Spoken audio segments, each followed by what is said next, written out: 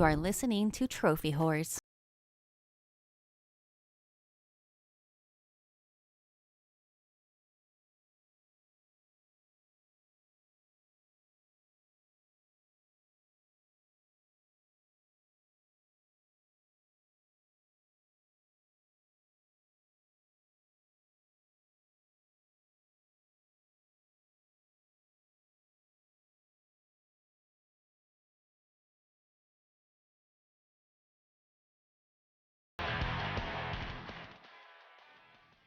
Hello, everybody, and welcome to Trophy Wars. This is episode 590. I'm your host, Tricky Mick. Alongside with me, the man, the myth, and the legend. It's Alex. Well, I'm hoping to finish the year strong with a whole string of platinum trophies. He brings the awesome. It's I yield to no one. I am involved in too many games that require a hell of a lot of time to get a platinum. And he's the man with no trophies. It's Matt. See, when you don't care about trophies, you can play all the games you want. That was. I think that's unfair and untrue. That worked really well. I was gonna say that went full circle right there. Yeah, but Matt also does have trophies. So you can't say that because he does have trophies. You're the one that suggested the trophy list, Matt. No, I didn't. I did not suggest trophyless Matt. We have it on audio recording, sir. Go back and find it. I made a suggestion last week while you were not here, which I think is the best suggestion we've had so far for a Matt introduction. But we'll let Matt decide what is best for him. I mean, in the end, It doesn't really matter. It doesn't really. That's where I was going. Come on, Yield. Oh, man, do it. You're supposed to say the tagline. Oh. I got it first. No, I just didn't say it initially. What are we doing here? We're doing a Trophy Wars podcast. We are officially 10 episodes away from hitting number 600, which is just bonkers to me. But I'm putting out the call right now before we actually officially start the show. If you want to be involved in 600, whether it be a voicemail, an email, something like that, I will provide all that information. You can trying to set up the old phone number, which Yield called initially to contact sex hotlines. But you just got to make sure you put the numbers in right. Yes. That's horrible. What's that number so we know not to call it? I don't even remember the number. Do you remember the number? I don't even remember the number. 330 Plausible deniability. 330-776-8639. Jesus Christ, Tricky. I'm looking at your picture. Do you just have your PSVR 2 just chilling on your desk? Like, right there? Staggered across a bunch of crap? Okay, to be fair, there is a stand literally right here. And I can't put it on the stand and access the things behind it. So, yes, it's upside down right now, right there. Well, that just shows you Tricky has the same thought process on the PSVR 2 that Sony does. Treat it like a piece of garbage. You know, I hope at the very least, Tricky, that you're going to be playing that new Rise of the Ghost Lord Ghostbusters game on your VR 2, because what else would you be doing with it? Playing Moss. Leaving it upside down. You've already played Moss. I gotta go back and get the platinum. No See, Moss. that's why Sony's raising prices on PSN or on PlayStation Plus, is because they realize they fucked up with VR 2 and this Portal thing, and they got to make their money up. Oh my god, you guys are a bunch of haters. I swear. You're the one treating it like a piece of crap on your desk. No, we're not hating. We just crush a lot.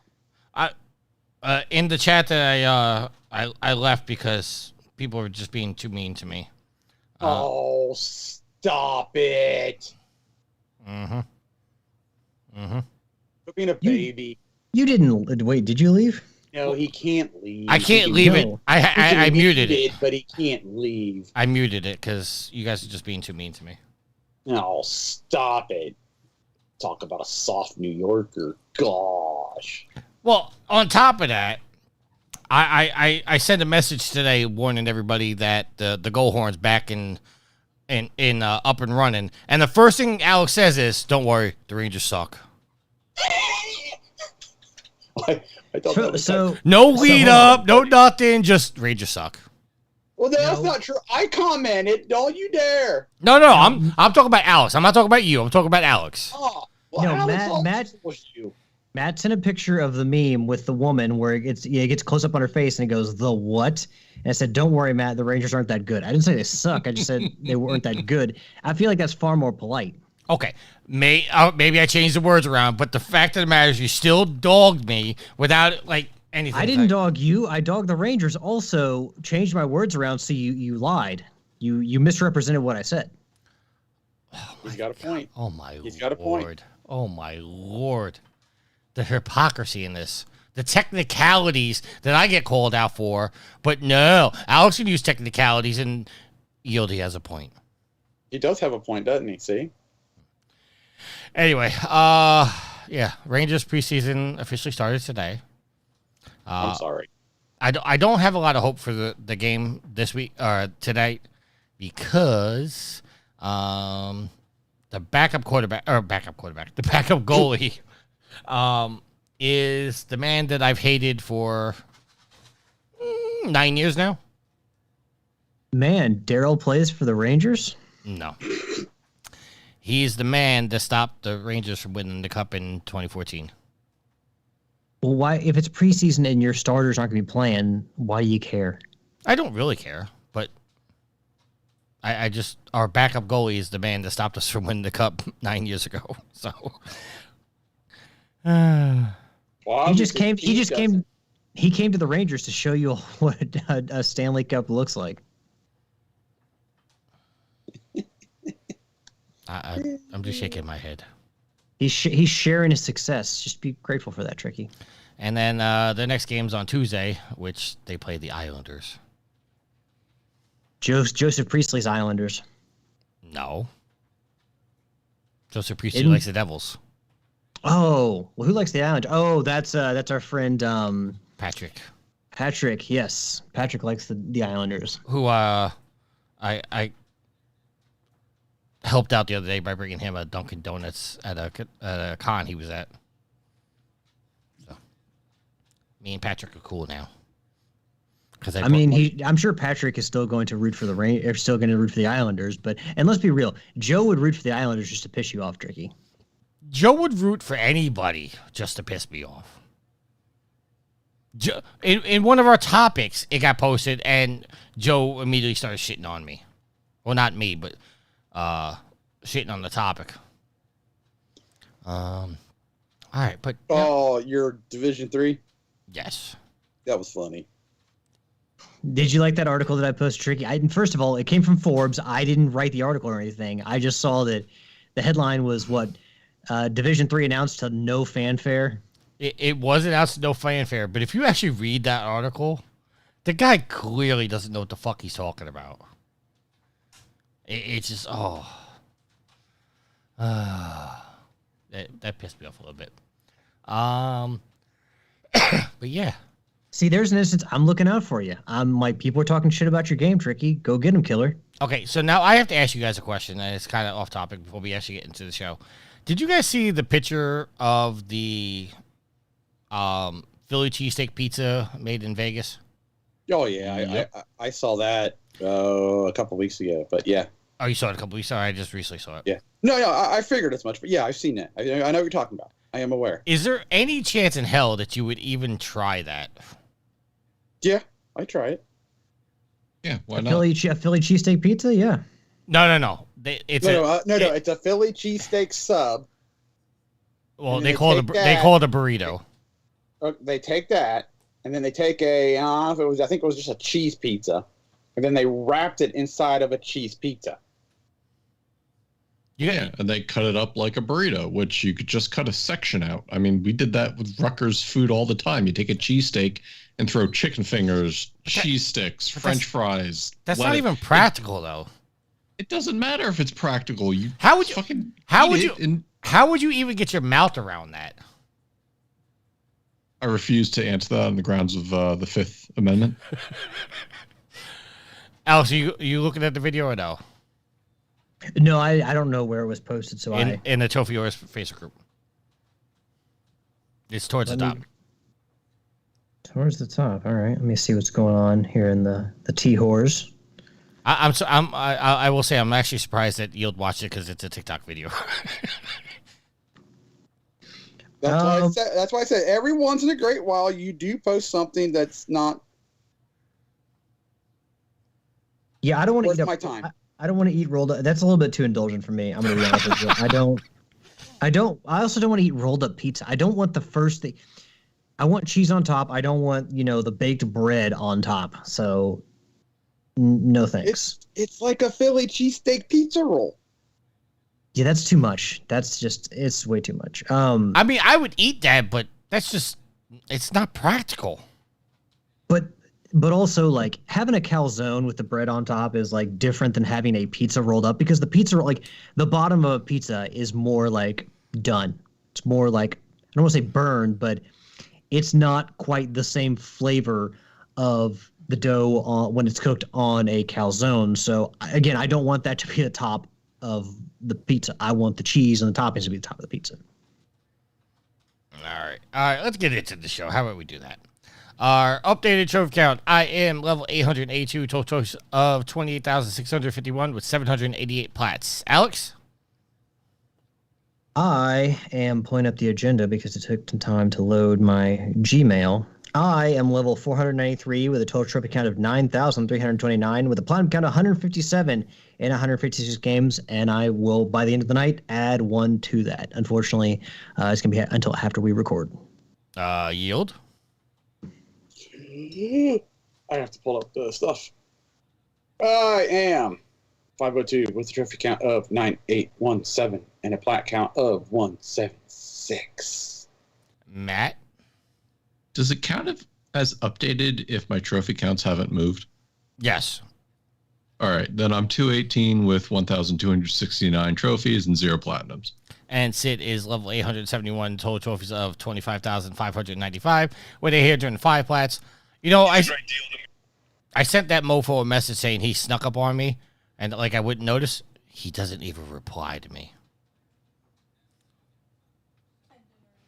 I'm gonna have to fly to England and take care of Sid. No, you leave Sid alone. Sid is an angel. Yeah, not if he's sneaking up on plats on me. He already overtook you. He didn't sneak up on you. He didn't sneak up on you. He just straight pushed down the throttle and passed you. Mm-hmm. You're looking at his tail lights now. You might actually, they might be so far. He's so far ahead of you. All you're seeing is just some.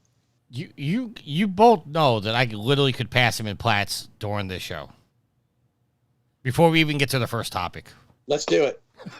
Put your money where your mouth is. I want to see this. I could. Actually, I can't because I would. That's what I. No, I can't because I would stop the progress of the game that I'm playing, and I don't want to. It's hard getting on the servers right now, so I don't want to take myself off the server. I stopped my progress to come record. Yeah, but you're not playing an online game that requires a server that's in beta. In beta? It's in beta. Then you're not really playing a game. You're just trying it out. Technically, but some things that I earned this is going to come out in the full game. Oh, okay. So now they have done that recently or lately. Yeah. All right, so let's get into. Oh, somebody's about to say something. Oh, who? Sounded like Alex was about to say something. Nope. Oh, all right. So let's get into what we're playing. Alex, say something now. So over the past week, more Ninja Turtles, Shredder's Revenge, more Rocket League as usual. I did finish up in Platinum Trophy the Fractured Butthole, the second South Park game from Ubisoft. And those games were fun. The only criticism I really have is that, one of the small quibbles that I have, maybe it's not such a small quibble, but those games at the end really drag. I mean, they just drag and drag and drag. And, maybe it's a little bit more pronounced in the second game than the first game, but the boss fights just kind of go on and on. And if that's the style of an RPG, maybe I was right to not like RPGs all along. Not to say that people shouldn't play RPGs, not to say they shouldn't be made, but just my style of play. Like, I was so done with those games by the time I stopped playing them. And again, I had a great time up until that point. But towards the end, it was just too much. So, yeah, I mean, it still overall good games. I just wish that they would have tightened up the end of those games so they weren't just so much. And then I started playing Destroy All Humans 2 Reprobed, which I believe was the PlayStation Plus free game that we got this year. No, No? I don't think so. Well, I'm playing it for free based on PlayStation Plus, so it's available through PlayStation Plus somehow, or has been available through PlayStation Plus somehow. And again, Probably because you're a premium member. yeah, well, it'd be on extra, not premium. Oh. But yeah, I mean, yeah, I get what you're saying on the back catalog. But yeah, it's I mean, fun game. A little buggy at times. Had to restart some missions because I couldn't complete missions because there were not like it's like, hey, kill so many enemies, you know, to finish out this section of the mission, and there weren't enough enemies or something. There's just weird technicalities that happened throughout the game that I had to restart missions. And if you are going to play that game, please, it's one.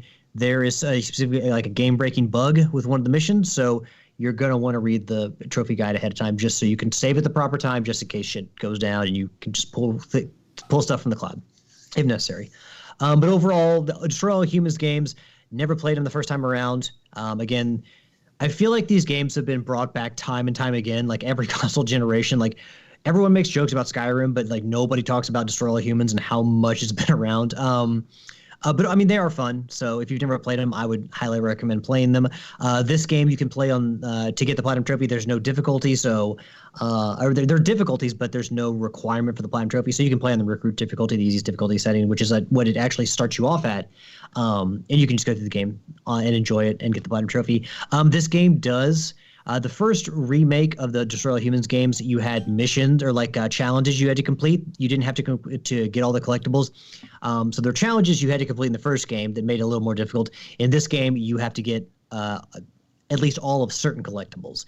So if you don't like the collectibles hunt, this game can be a little annoying in that regard, especially with how decent sized the maps are. You go to 5 different locations, and the maps are already, I mean, they're smaller. They're not like GTA size, but they are decent sized areas. So overall fun games. And just aside from the little few frustrations caused by the bugs, I would recommend it to everyone. I will likely get the Destroy All Humans 2 Platinum Trophy tonight because all I need to do is finish up a couple missions and get one more collectible and I'm done. Matt, sir, I do know that you got Gigabash and you don't have to edit this week. So is there one night this week do you think we might be able to try to get in a game online and give me that Platinum Trophy? Absolutely. I'm available most nights after 6 p.m.-ish my time. So... Well, you're Eastern, right? Yeah. We're same time. So... Yeah. So, yeah, just send me a text whenever you think you'd want to hit it up one night, and I'll schedule some time. It shouldn't take us too long. No, it's only you got to play one online match, so that's it. You just got to have 4 players. So we may have to rely on a random, unless you know anybody from Channel 3 who's got the game, or you know anybody else who has the game. I do not, so we're gonna have to try to coordinate something. Maybe I'll go on the subreddit and see if there's anybody down for a couple matches. Okay, because I was looking on PSN profiles and like there's not even a boosting thread on the forum. So, but yeah, we'll get something scheduled. I appreciate you, sir. And that's pretty much all I've been playing. All right, Matt, what have you been playing?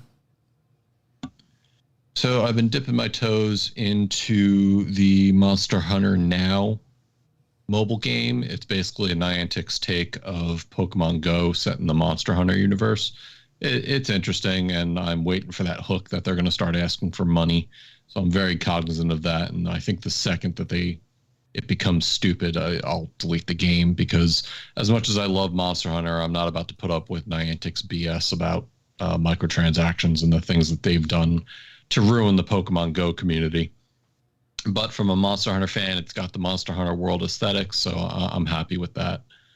I also put in a lot of time to Baldur's Gate 3 with my buddies. We've got like 3 or 4 different games going on, depending on the host of the game. I have my own. We've got like 3 friends with their versions. So we're just jumping in and out of each other's games, playing different races and classes, depending on what the mood strikes. And finally, today, hours before this podcast went out, I finally beat Legend of Zelda: A Link to the Past. So that is another Legend of Zelda game. Thank you. Another Legend of Zelda game off my checklist. I'm debating on which ones I go to next because I'm thinking I will try to do either the Oracle series on the Game Boy, or I may just suck it up and go to Ocarina of Time. Well, you know what my vote goes for? Ocarina of Time. Yeah. Link to the Past is actually the best Zelda game ever made. Oh my God. I will entertain that argument. It's probably a number 2 for me, number 2 or number 3, but Ocarina all the way. I hate to bust all the balls of all the old time Zelda fans, but these days I think Tears of the Kingdom and Breath of the Wild are considered the best 2 Zelda games. Matt, is that the prevailing belief within the Zelda community? If they were actually Zelda games. Shut up, Tricky. So here's my thing. The community has pretty much said that A Link to the Past is the perfect Zelda game. Boom! And that Ocarina is the best 3D Zelda game. Though, obviously, the praise is high for Tears of the Kingdom and Breath of the Wild. I think the problem with Ocarina is being that first 3D Zelda game, people tend to look back on it with rose-colored glasses, and I've played it a couple times, and it's bad. Okay. Sorry to disappoint, but that's why I'm kind of hesitant to go through it. And if I'm going to do anything, I'm going to play the Game Boy DS version of it, the remastered, because I cannot go through and play the N64 version. The graphics just make my eyes bleed. So I think that's going to be my strategy. Now, the problem I will say is playing it on like an emulator is going to give me some quality of life improvements that I can use to kind of help get through the game a lot faster. Because I will say this, using the Nintendo Switch version, the Nintendo Switch Online version of Link to the Past, made life so much easier having rewind, because I will say this, that Ganon fight sucked. That 4th phase was just horrible, and I don't understand how people replayed that multiple times to be able to beat it without today's features. And all of us being gaming adults, I don't have time to go back through. So people can say I didn't really beat it by using the rewind feature, whatever. Game's done. I have the credits. We're good. All right. And Yield? I'm sitting here watching you earn platinums, and I'd be ashamed if I played these games. Told you I could do it quickly. That's fine. I'm glad you're going for it, but I am glad I've never spent money on these games. Anyway.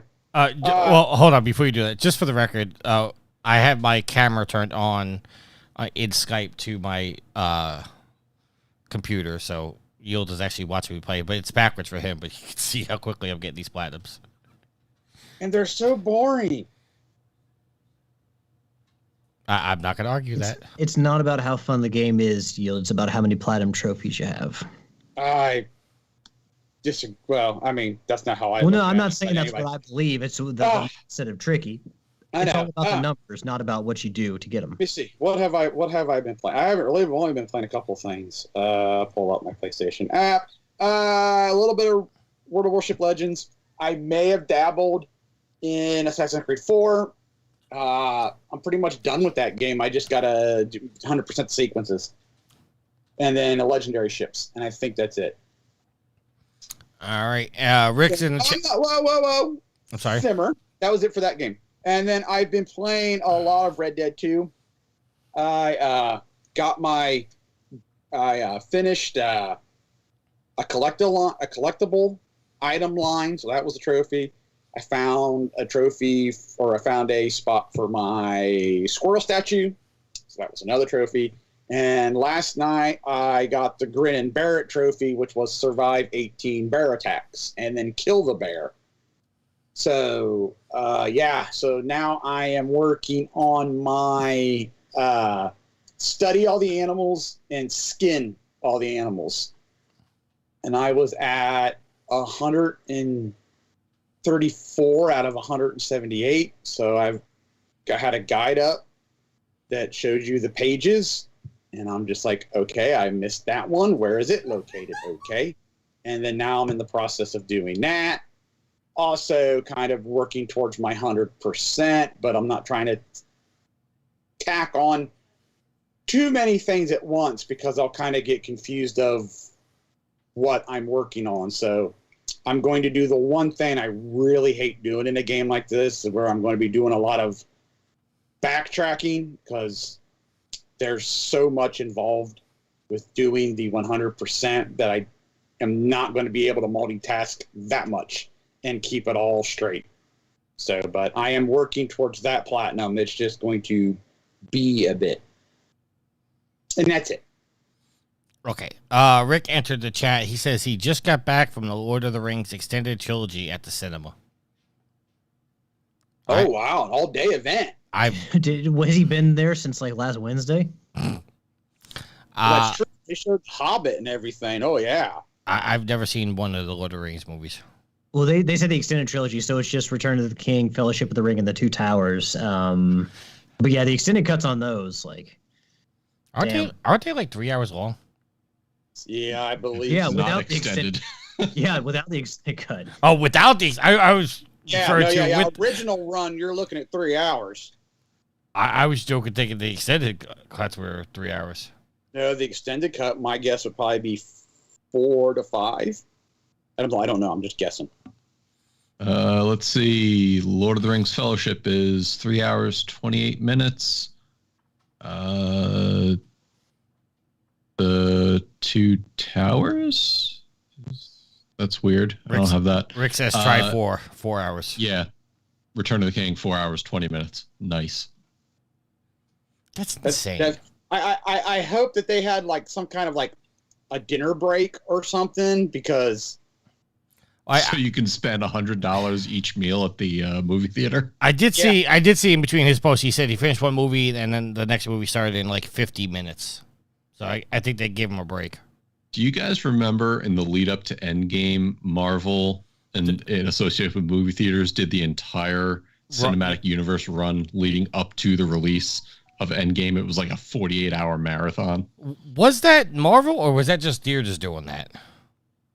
I don't know if it was Marvel or just theaters, but the fact that you'd go in for that length of time is insane. Yeah, I would, I could do that from home, like just spend a week watching all the movies, but I would want to sleep in my own bed. Where, like, do you sleep at the theaters? I think they shut down for the night and you go back the next day. Still, though, that's too much time spent in a movie theater. Agreed. All right, Yield, what's my new trophy count? Well, I don't know. Once I started talking, I quit paying attention. Sorry, sir. We only update once a show. We'll get back to you next week. No, I just want to see if I caught you, Sid by now. Well, you needed 17, I think. 12. Yeah, you need 17. All right, hold on. I'm updating my profile right now.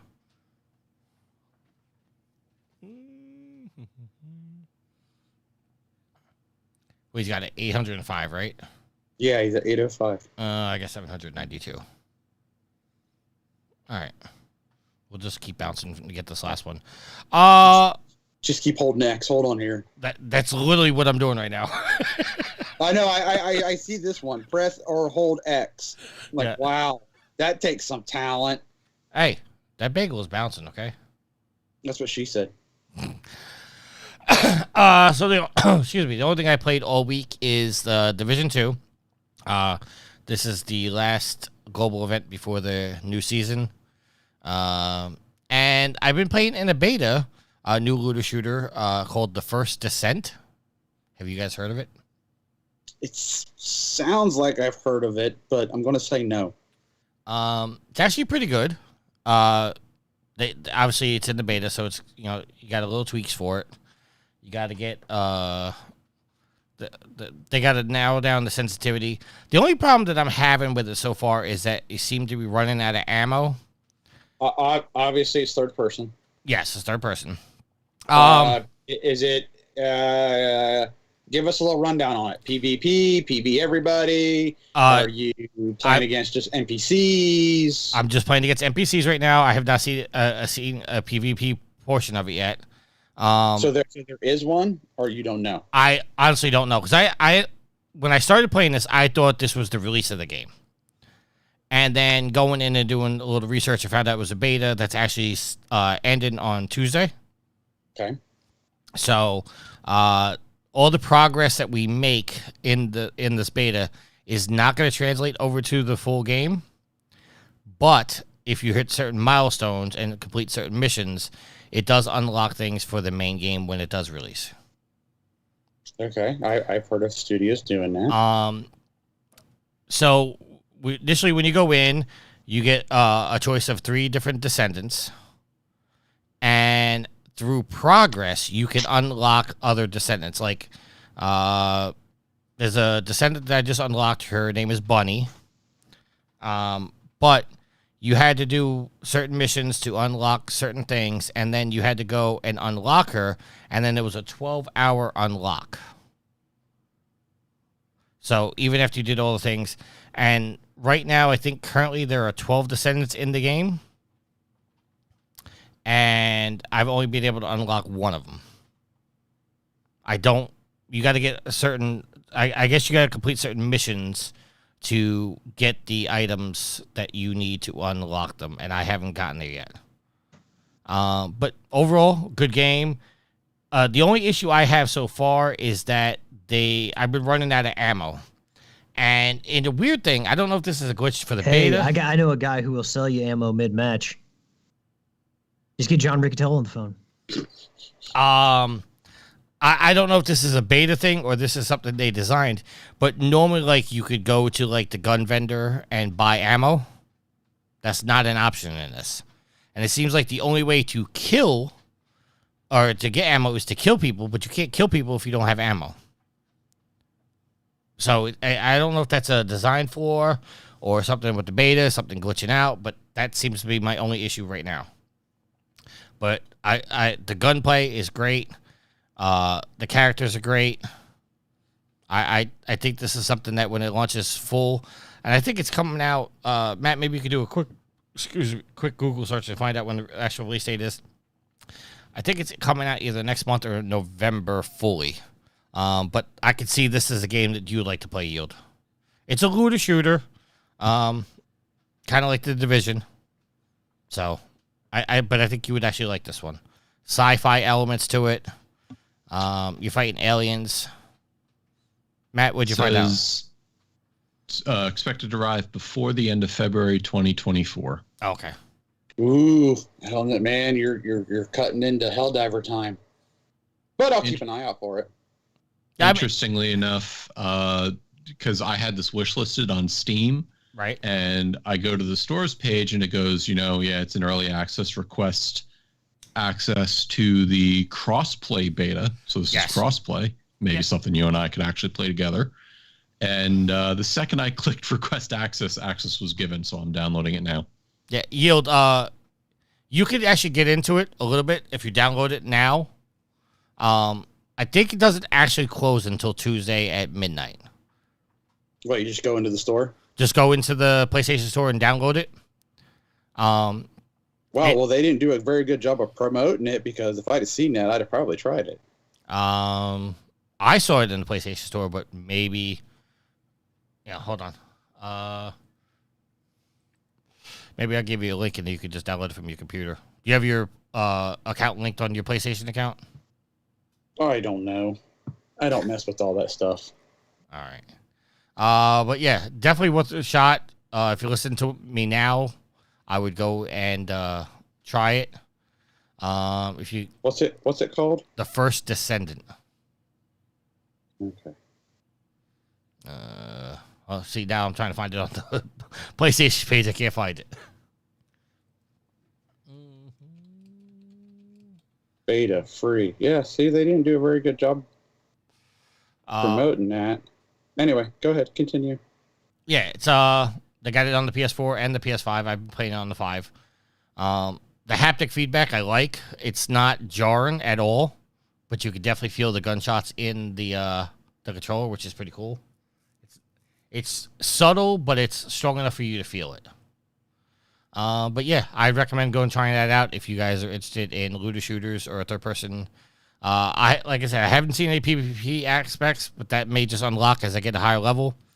But I find it a little bit of a cheese with it as well, is because in order to unlock the highest level you have to get is to 20 to unlock a backpack trophy. And then I made it to 12 on my, 20 on my first Descendant. And then I unlocked Bunny, and I went to go do a mission. And the cool thing is your weapons don't correspond to your character level because you have a mastery level as well. So I unlocked Bunny, and then I went into this one mission, which I just wanted to try out. And by the time I was done with that one mission, which was like an endless wave shooters, Bunny went from 1 to level 34. So I leveled up really freaking quick in that one level, in that one match. So if you're looking to get to 20, go do that. It's in the first area. You just have to clear out the first area, then go in there. If you go in there with a couple of high-level guys, that are 30, 40 levels, you'll wipe that thing out. And you'll gain 34 levels. But yeah, go try that out. All right, let's get into our topics. Our first topic is Rockstar is adding a rotating assortment of classic games to GTA Plus membership. This is coming from IGN and written by Anthony Wood. Rockstar announced players subscribing to their $6 a month membership on PS5 and Xbox will get access to a rotating assortment of classic titles, beginning with the GTA Trilogy Definitive Edition. The monthly subscription also grants users a monthly bonus of $500K of in-game currency, along with discounts and other cosmetic freebies. Rockstar hasn't indicated what other titles will be coming to the service, and that titles will rotate in and out of their service, similar to other subscription services. I'll also go to you first. Does this sound something like you would be interested in trying out to play classic Rockstar games? Well, is it classic Rockstar games or is it classic GTA games? Because is it called GTA Plus? If it's classic Rockstar games, why not Rockstar Plus? That is a good point. I didn't put that two and two together. Also, they go with the GTA Trilogy Definitive Edition, which everyone shit on when it came out for how lazy they did it and how poorly they did it. Not a great start. I mean, I guess the extra bonus points or like the extra money you get for like DLC, or I don't remember exactly how you put it, but I guess it's cash you can use like online multiplayer in like stuff like GTA. No, I mean, I played the GTA trilogy when it was on the PS2. I really liked Vice City, still my favorite of the trilogy. I played 4 as well. After 4, I'm like, I'm done with GTA. I just don't care anymore. And I can't really think of anything in Rockstar's history that I would really, really want to play. I mean, I would love to see them do remake or redo State of Emergency. That was a game that came out after GTA, in the success of GTA 3. And it was a fun concept. It just wasn't a good game. It was pretty fucking shallow. So, but yeah, when it comes to Rockstar's history, don't care about Red Dead, don't care about GTA. I mean, there's just a lot in there that I don't care to play. So this service is very clearly not for me. And, yet another subscription service. We're like, we've gotten rid of Hulu and Disney. We're looking to get rid of Netflix because Mike Flanagan's last series, The Fall of the House of Usher, comes October 12th. And after that, he's going to Amazon Prime. So we're dumping Netflix. And like, here's another subscription service. No. I'm not subscribing to anything else. In fact, I'm looking to lighten the load. So I'm not subscribing to GTA Plus or Rockstar Plus or Take-Two Plus or whatever. Take-Two Plus would probably be a better deal because there's a bigger game catalog. But with what Rockstar has and the typical types of games they make, just no. Just no. No. All right. Saber just came in the chat and said, this is Destiny Fell. I don't know what that's a reference to. And Probably the first Descendant. Oh. And V says free Harley. She's free when I'm not recording. All the reason for us not to record for 2 hours. Ooh, I'm digging my screenshot. Your screenshot? Yeah, on Twitch. I'm playing Oh. Red Dead 2, so it's got the snow and all the gang. Yeah, It's sweet. I update that to your the latest game you played. Anyway, I like that. It's sweet. Dig that. Alex, you like your picture? You mean on Skype? Well, it's on Twitch, but yes. Oh, Who you gonna call? so mine's Ghostbusters. No, yours is Destroy All No, Humans. it's Destroy All Humans too, but it looks like Oh, Ghostbusters. okay, gotcha. Yeah, okay, now I can see what. No, I mean, that looks good. All right, Matt. GTA Plus, any interest to you? So to answer your question, Alex, GTA Plus was the name because originally it was set just for GTA, where you get 500,000 of money in the game monthly for your subscription, amongst other things. I'm assuming subscriptions were not where they wanted to be, which is why they started to add these other things in there. So therefore, I think for them to try to rebrand it would be strange for them. So what is happening is they're going on the bandwagon thinking that their games are worth the subscription service when most of us have already owned them in the past. So no, I will not be partaking in this because I don't play GTA Online enough to make worth of the monthly benefits you get out of it. And I certainly will not be supporting them in their half-assed approach to remastering their games. Okay, Saber says, unless they're going to give you original version of Borderlands that they never released, I don't care about it. Wait, I'm what? confused as well. Today I learned. Saber says, unless they're going to give you the original version of Borderlands that they never released, I don't care about it. but that So- was not so- Rockstar. No, but that is 2K. But it's not Rockstar. Yeah, we're talking about Rockstar catalog games. It's not 2K because you go back into 2K, you get into the BioShocks and whatnot. Right. So yeah, All right, Yield, I don't think this is for you either, right? So I already partake in the expensive price increase that is called the PlayStation Network. So I do not need another subscription that they will turn around and raise money on because they don't have the people subscribing to it. I mean, I don't do EA. I don't do Ubisoft. I'm not doing Rockstar. Just developers, just stop. Just stop. there's no point to do EA or Ubisoft because Ubisoft Plus is rolled into PlayStation Plus and EA Play is part of Game Pass, right? I think EA. Well, Yes, EA Play is part of Game Pass. for no extra There's many- cost. What was that? For no extra cost. No extra cost, yes. Okay, because the EA Play is a part of Plus, but you have to pay extra for it. Correct, yeah. And what happens is, I'm not sure what it is with the PlayStation. Do you get access to both the EA Play and the EA Play Pro, or just the EA Play base level? I couldn't answer. I would assume it's just the base level. Okay, I would have seen that as a benefit of going with the PlayStation part of it, because in the Xbox portion, you get access to the base level. But there are some games, like when Wild Hearts came out, you had access to it, but it was only for the 10-hour trial version that they offer. That's the same thing with PlayStation. Okay, so yeah, you just have to pay for it on PlayStation. And Rick says you only get EA Play with Game Plus Ultimate, he believes. Correct, yes. So if you just get Game Pass, it's not a thing. You have to get Ultimate.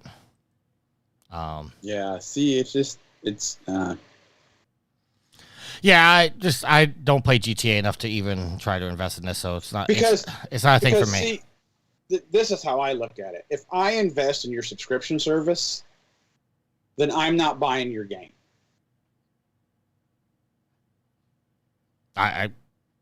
Okay, I agree with you. You know, it'd be the same thing with EA. It's the same thing with Ubisoft. I would never buy any of their games. Well, Ubisoft, I believe, gives you access to all their games. I don't know if it's the new games day one, but I know like the Ubisoft catalog, you get all of the Ubisoft games. But I'm not a positive it's if a new game comes out, it's automatically on the service. So I don't know. I'm old school. I'll go buy your game off the shelf. I'll buy your DLC if I enjoy your game enough. Just be happy with that. All right. Quit trying to hook people into subscribing to your subscription fee and then forgetting that they're auto-renewed to it, and then they just bleed money to you. All right. Well, speaking of hooking people, I put this in here as a gamble for you and Alex to talk about. Why Meatball is a must-play for sports game lovers? Yes.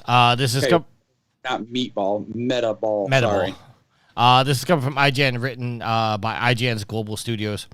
Coming to the PS5, Xbox, and PC via Steam, Bucket Plays Metaball is a free-to-play sports game that offers full cross-play support. 6 players jump onto hoverboards and work as teams of 3 to outscore the other team. Each player will be equipped with a chain that acts like a slingshot that can be used to launch the ball into a hoop. It's currently available in early access and will have a tournament on September 30th with registration already open.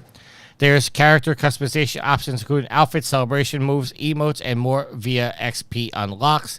Players can earn XP by completing matches as well as daily, weekly, or seasonal quests.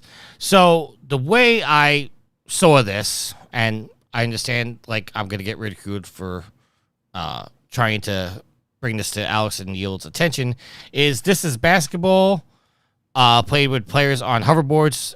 So it's not soccer with cars, but same ideas, same principle.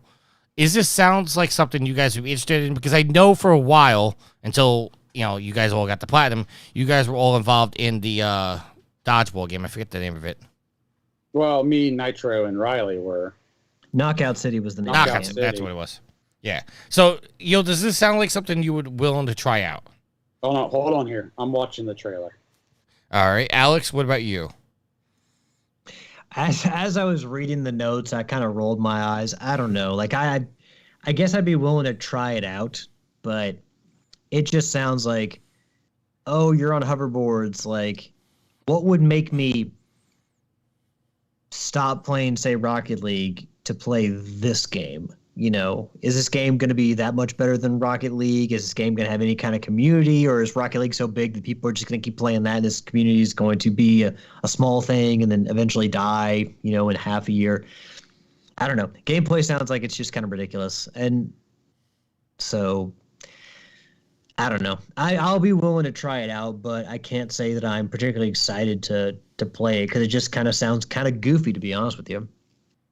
All right. While Yield's watching the trailer, Matt, any interested for you? You're muted. Thank you. No, I tend not to get into these free-to-play games because there's always going to be somebody a million times better than me, and I'm just not playing to lose. All right, Yield. I don't know. It looks like Rocket League's basketball. Right. That's exactly what it looks like. I mean, because you can block shots by jumping through the bottom of the hoop. I could see where it could be fun, but I think I'd get more annoyed than have fun with it. Yeah, I mean, there's only so many free-to-play games I can play, especially with microtransactions involved, and I just bought a black market goal, the Yin Yang Dragons, the Twin Dragons in Rocket League. So I've invested so much money in Rocket League that until I'm absolutely fed up with that game and don't want to play anymore, which may not ever happen, I just can't see myself being like, oh, I'm going to jump to this free-to-play game now so I can start all over and spend more money to build up my customizations and my whatever. I mean, yeah. All right. It's like, hey, they saw what Foam Stars was doing off of Splatoon. They're like, you know what? This Rocket League thing's kind of big. Let's try to get in on that action. All right. I'm going to say something. You take it how you want to take it. I've talked to a couple people that played Foam Stars, and they say it's a hell of a lot better than Splatoon ever could be. Well, that could be, but I'm sorry. You look like a carbon copy of Splatoon, and I would much rather play Splatoon. Which would be impossible because Yield doesn't have a Switch. Yeah, right, and I don't have a Switch, but I watched the little trailer for Foam Stars during the PlayStation State of Play. And I was just like, this looks stupid, and I was done. I checked out. I was told it's fun and it's better than Splatoon. I take that with I'm a grain not- of salt. I'm not denying what you're saying, but unfortunately, and I've said this in the past, there are games where you've got one shot to hook me, and if you miss, I'm done. The only way to hook me would be then if, like, one of my buddies happened to get it, and I'm overplaying it, and I'm like, oh, I was that way with Knockout City. Was not enthralled with it. Went to my buddy's house, played it, and I'm like, you know what? I was wrong. This is really fun. So, but the trailer for Foam Stars, no, I checked out. So, yeah, the problem for that game is not whether it's going to be fun or not. It's whether how many people they can get in the door, even when people see it and they just look at it as a ripoff. Because being seen as a ripoff doesn't do you a lot of good.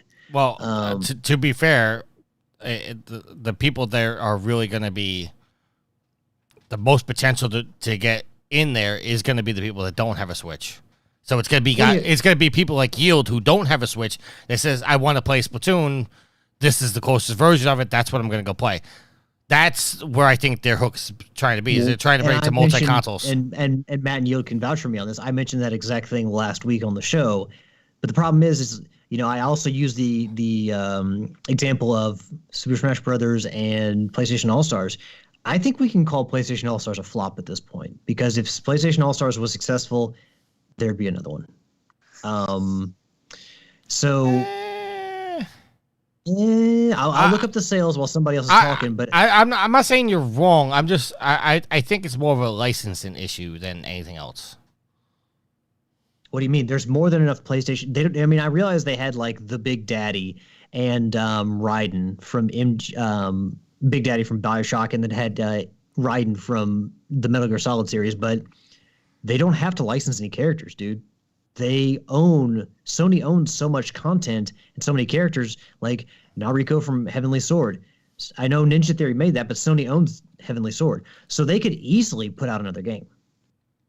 I don't think it's a licensing issue. They could, just like the new Super Smash Brothers, whenever they make another Super Smash Brothers, I guarantee that's a focus on first-party characters, and they do less third-party because they don't have to pay for those characters, like they did in Ultimate. Well, okay. If they wanted to do just a Sony mascot game like that, they absolutely could. All right, well, I'm looking up the characters in PlayStation All-Stars Battle Royale. You got Jackson Daxter, which is Naughty Dog, Dante, which is Capcom, Raiden, which is Konami, Hidechi Mishima from Tekken, so what's that, Bandai Namco? Sir Daniel, which is that owned by Activision? I don't know. I'm pretty sure that Medieval is Sony, but I can look it up. You got Big Daddy. You got Isaac Clarke from EA. Crash Bandicoot, which is Activision. So Medieval was published by Sony Interactive Entertainment. So. Okay. I mean, I'm not arguing and saying that they don't have enough characters or mascots to do this themselves. I'm just saying, if you're going to make a game like this, and especially if you want to compete with Super Smash Brothers, which basically had, I think it was 90 or 100 characters in it, it's licensing issues. And there's no way Activision now is going to license Crash Bandicoot back to Sony for a brawler. Well, no, but again, Sony has more enough mascots to pull this game off, a sequel off. They don't have to pay for a damn thing when it comes to licensing. I mean, they don't have to have Crash Bandicoot. They don't have to have Isaac Clarke. They don't have to have Raiden. They don't have to have any of these characters. Dante, none of them. They could just go. I mean, they've created Aloy was not in the first game. They've created Aloy since then. And there's Aloy, you could have Nate, you could have most of the Uncharted main characters. I mean, there are secondary characters in every series. You could have Kratos, Atreus. Kratos was in the first game, so was Nathan Drake. So you could put Zeus. Well, Zeus was in there, I think, as a DLC character, but you could put Lazarevich or Rafe or some of the Uncharted villains. Some of the people from The Last of Us. I mean, this game came out so long ago that they've created so many games since then that you definitely don't need to pay licensing for any of these characters. Matt, you were going to say something. Thank you. The characters and cast, I don't think is the problem with the game. It wasn't fun. Its mechanics were not good. It was clunky, and it didn't hit where it needed to hit on a platform fighter. That's why it didn't succeed. That's why we haven't seen another one since then. If it did what it was setting out to do, we would have seen a sequel by now. Okay. All right. Moving on. As soon as I find the right link. Julian Garrity appointed executive producer of the Division brand. This is what we're talking about with Division 3. This is coming from Ubisoft News and written by Lucy O'Brien. I thought Lucy O'Brien was at IGN. I could be wrong. Well, maybe that, like an independent contractor or something like that. What do they call them? Freelancers. Freelancer. Thank you, Matt. No, I thought Lucy was on staff. The only reason I said that is because she used to be a roommate of Greg Miller, and they used to say how she worked for IGN. But anyway, hey, by the way, did you see that Greg Miller's on the official roster for WB? Yes. Yeah. Which I think is cool. I've seen him involved in some of the stuff, like in the background of some shows during some interviews, but I didn't know he was officially on the. Yeah, well, he's an official host of a show on Peacock called This Is Awesome. He's the official host of that show. Oh, and before we move on, sorry, but going back to the sales of PlayStation All-Stars, apparently, and this comes from Wikipedia, but Shuhei, quote, Shuhei Yoshida confirmed that over 1 million copies of the game had been sold by June 12th, 2013, that we conceded that at the time this was not enough to justify a sequel or developing further DLC for the game. So. All right. I believe Matt and I were right. Do we chalk that one up to Alex and Matacon, Matt? I'll always take a win when I can. All right, so Julian Garrity, who helped bring the Division into the game world, is returned as executive producer to the series once he finishes his role as creative director on the future release Star Wars Outlaws. Garrity quoted saying, "I remember the gameplay promised the co-op, the PvP, and the open world RPG aspects." He also worked on The Division 2 as the creative director and will now set his sights on The Division 3 as well as other projects set in the Division universe. His core focus will be to build his Division 3 team. Outside of that will be on the solidification of brand identity. So I know you guys give me a lot of shit about The Division. Mostly it's in fun and jest. But The Division is a big series for them. I don't know. I'm not going to sit here and say it's nowhere close to what Assassin's Creed is for Ubisoft. But this is a big name franchise for them. It makes them a lot of money. You brought up the Forbes article earlier, Alex, and this is why I say this guy clearly doesn't know what he's talking about, is because after the second year, they basically were stopping production on the game. Like, they weren't doing any more DLC. They were just keeping the servers up, running the global events, stuff like that. With the amount of people that were still playing the game and still asking for new content, they wound up pulling people back from Outlaws and the Avatar project to have a small team running this, and they committed to doing 2 more seasons. So the Division is a big game within the franchise, or within the company. I don't understand why they announced Division 3 in this manner, but I also don't see it as that big of a deal the way they announced it, because this game is like they haven't even started production on this game yet, and they're not going to start production until Star Wars ships. But I think anybody that was playing the Division, either 1 or 2, kind of knew a third one was coming. Well, I mean, I'm going to highlight a couple of key words that were mentioned in the article, and that's Division universe. And they don't talk about universes unless they planned for it to go beyond games or to be like a pretty big series. You don't say universe unless it makes you, a good amount of money. So I think we all recognize that, 3 games in and Ubisoft's current strategy of, well, we're going to cancel Immortals Phoenix Rising 2, but we're going to keep going with our biggest games, which, we'll get into this topic a little bit later when we get to the Microsoft leak stuff.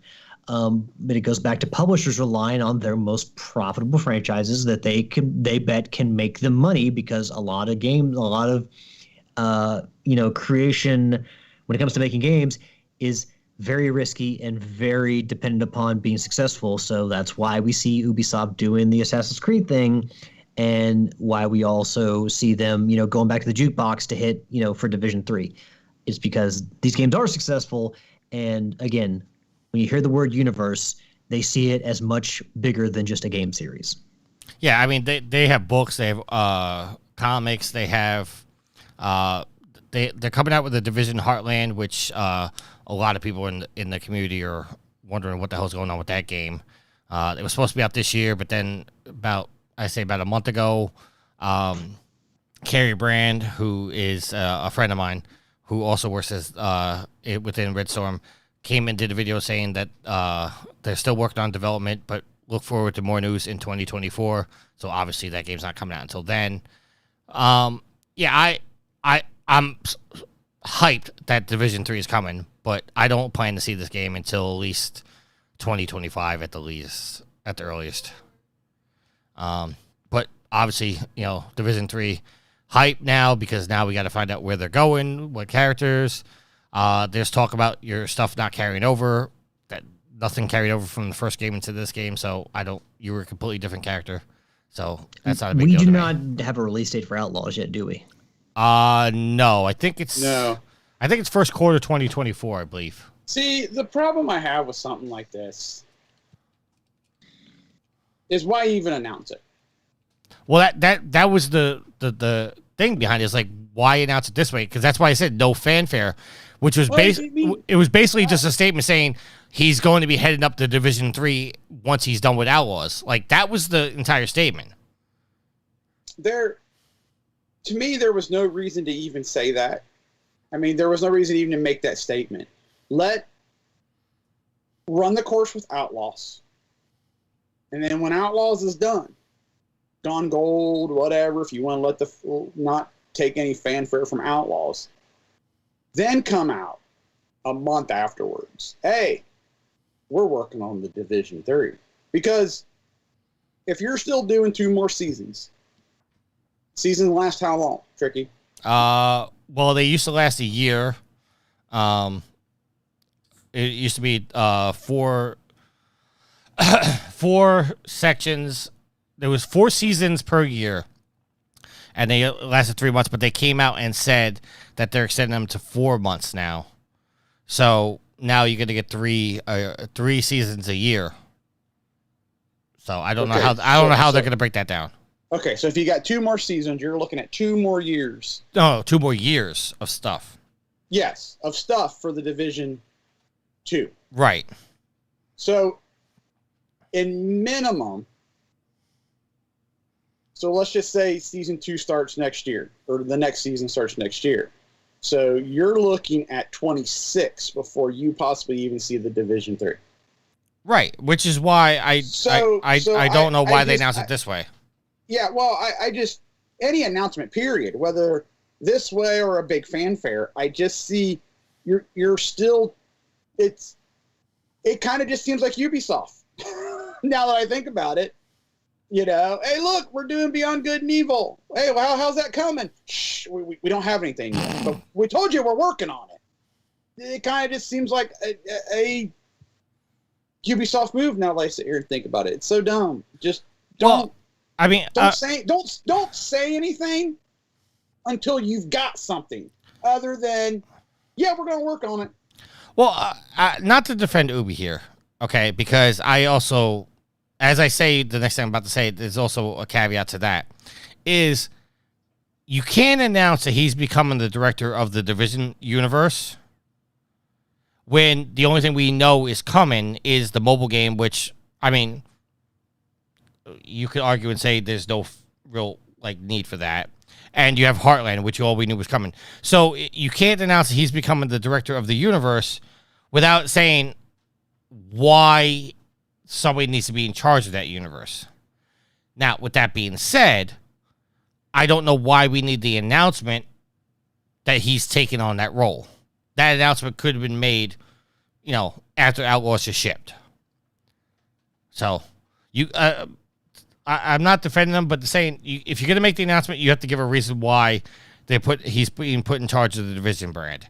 I get that, but there's no reason to make that announcement. That's the other caveat. It's like you could have made this announcement when Outlaw ships, and then create the hype. Yes, exactly. That's and all. like I said, and then give the fans something, some screenshots. This is where we're going with the story. Something. All you did was this director's going over here for Division 3.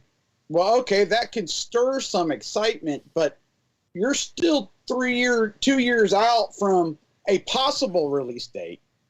It could be 3 years depending on how development goes, because depending on what their plans are with Outlaws, you may need some people for DLC for that. It's not like you're going to just immediately swap everybody over unless it's just a single release game and there's no DLC plans, and you're just going to, okay, you guys did this game, great, now we're going to focus over here. Right. Matt, is BTS a K-pop band or something? BTS is the K-pop band. Okay. Because V said BTS. In response to the question of who's the celebrity you admire. Got it. Okay. I didn't put... I don't mention the prove back questions because there was anger, Yield. Yield, you're not a fan of proving bots questions, are you? No, I'm not. They're dumb. All right. Next topic here. I think this is more of a duh statement. This is coming from The Verge and written by Andrew Webster. Elder Scrolls 6 will skip the PlayStation 5 and isn't coming until 2026. A document released as part of the FTC versus Microsoft case confirms Elder Scrolls 6 isn't going to launch for a few years and will, of course, skip the PS5. The game isn't expected to launch until at least 2026, which is a Microsoft lawyer mentioned in their court case. This reveal is just only part of the information and details that come out of the case recently. Does this surprise anybody at this point? I am appalled, shocked, bamboozled, hoodwinked. No, it doesn't shock anybody. Come on, people. Be better journalists. Don't just write it because it was something to write. Come on. Alex, as a former journalist, would you have written this article? If it hadn't been confirmed anywhere, I mean, yeah. If it's like, you can assume, but I think sometimes stuff has to be laid out in black and white. And at the end of the day, that's what these people get paid for. I would much rather have something like this that is confirmed and you can check factually versus something that's just speculative that they go back, they just post right away to get it out on the internet, and then they do fact checking, and then they come back with a retraction or an edit or whatever. Like so I would rather have this. I would rather have concrete facts put out there. And again, if it's not been stated anywhere or confirmed, or this is the official confirmation we have of it, then sure. I mean, that is a big question going forward. Is now that Microsoft has bought Bethesda and Activision, which games going forward, because those are previously such massively large independent publishers, what's going to be the game flow to the PlayStation? Because we know that Microsoft hasn't really handled business like Sony and Nintendo, where everything is just walled off and you don't get to play this on anything but our console or service. So, I mean, I think it's fair to report on. The biggest surprise to me is that they said they were like aiming for 2026. That I would think this game would come out to like 2030 or something like that. That's a bit of a stretch, but 2026 with how, I mean, this game's not even in production yet. It's just like pre-production. Like, I would say after 2026, but that's just me. Matt, I know you're not console exclusive, so does this really matter to 2026? That's soon for an Elder Scrolls? Man. Didn't they announce it like 3 years ago? I could have sworn they had something in like 2018 about it. I don't know. It was done was a title card, not even a title card. It was just Elder Scrolls 6 over a landscape, and everybody lost their fucking minds, and it was stupid. And we all said, listen, this isn't coming for any time soon. So to Yield's point, okay, we covered it. We can move on with actual entertaining news. Matt, you're actually right. It was announced at E3 in 2018. Damn, I'm good.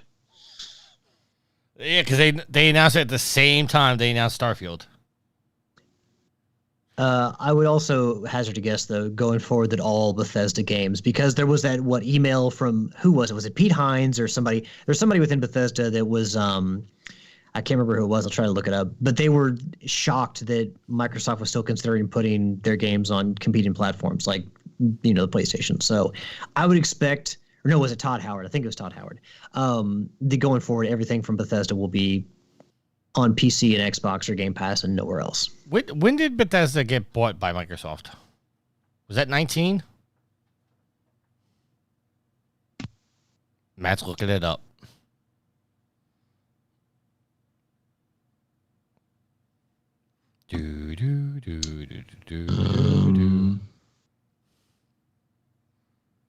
Yeah, that's because I know it was 2021. I think is when.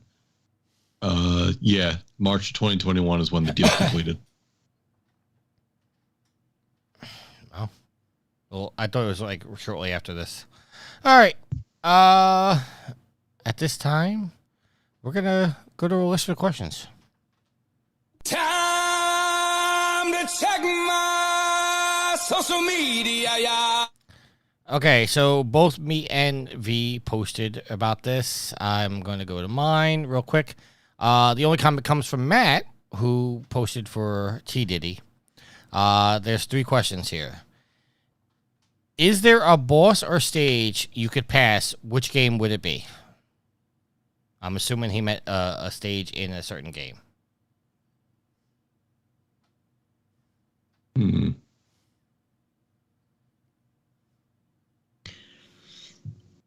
See, I was trying to think of something leading up to this, and I was just focused solely on the boss part. But maybe in Grand Theft Auto San Andreas, the train mission. Oh, that's an easy answer. I'm just going to give a cop-out answer. I've said it many times on the show. The Angelic Beast part of Darksiders. That's the only thing keeping you from the platinum. It really is. Wait, which Darksiders? The original? The original. What do you have to do for that? You have to ride on an Angelic Beast and you have to kill, I think it's like 180 things. And if you fail... In one go. Yeah, and if you fail, you can't just restart that section. You have to restart the game. And it's deep. It's like 2-3 hours into the game. So it's a pain in the ass. And you can't even use like a cloud save feature because it puts you at a different checkpoint. My answer will be from Mass Effect 2. I've never gotten that platinum trophy, and it's because I've tried to play on the hardest difficulty. I can't remember what the name of the difficulty is, but maybe insane or something. I got stuck on Horizon, and I know that JT's always giving me shit for this. Well, not giving me shit, but just told me it's not as hard as I think it is. But man, I fucking gave up on that. So well, that's the difficulty. We're talking about bosses or a stage. Well, I know, but it's the Horizon stage on the insane difficulty. Like I can't think of anywhere else. Because what I heard is after that game, like that's the hump, and after you get over that hump, everything else is a little easier. But I can't think. I mean, of another game that I quit just because I admitted that I couldn't do it. Most games, even if I've gotten through them, I wouldn't go back and say, oh, I would have, I've beaten it, so why would I skip it? So that's really the only section of a game that I can think that I would like to skip and then be able to move forward in the game. All right. Yield, you have an answer? I can't think of one. Say what? I can't think of one. Oh, I did know what you said. No. I can't think of one. All right, we'll move on then. Yeah, we'll move on. Next question. Should game companies be open to letting players customize their controls how they see fit? I'm assuming that he means a controller layout. Yeah, rebrand the buttons. I mean, with the push towards it, or, we see a lot of companies, or at least a few big ones, push towards accessibility within games. And I think that being able to have the control scheme any way you want would be, a perfectly fine solution. obviously it has to go beyond that, but there's something like Twisted Metal 2012, and the Twisted Metal games are weird because not only like usually you have certain buttons are mapped towards the like the gas, like R2 or L2 are usually like the gas or the brake. But with Twisted Metal, you also have the added functionality of the guns in there, and usually the guns in a shooting game are triggered like on the triggers. So usually with Twisted Metal, it's like, hey, square is your acceleration button. So there's just weird things like that. Maybe in a game like that, where if you could just reset the controller layout for better functionality, that it might be easier to grasp everything a little bit sooner. Yield. I don't have a problem with it. I mean, it doesn't affect overall gameplay. So it's just a personal preference. Yeah, I agree with Yield, but Matt, before I ask you your answer, I want to dive to your expertise, which I don't know if you're really going to be able to answer it. Does the control scheme in like the Souls games, do you think that adds to the difficulty?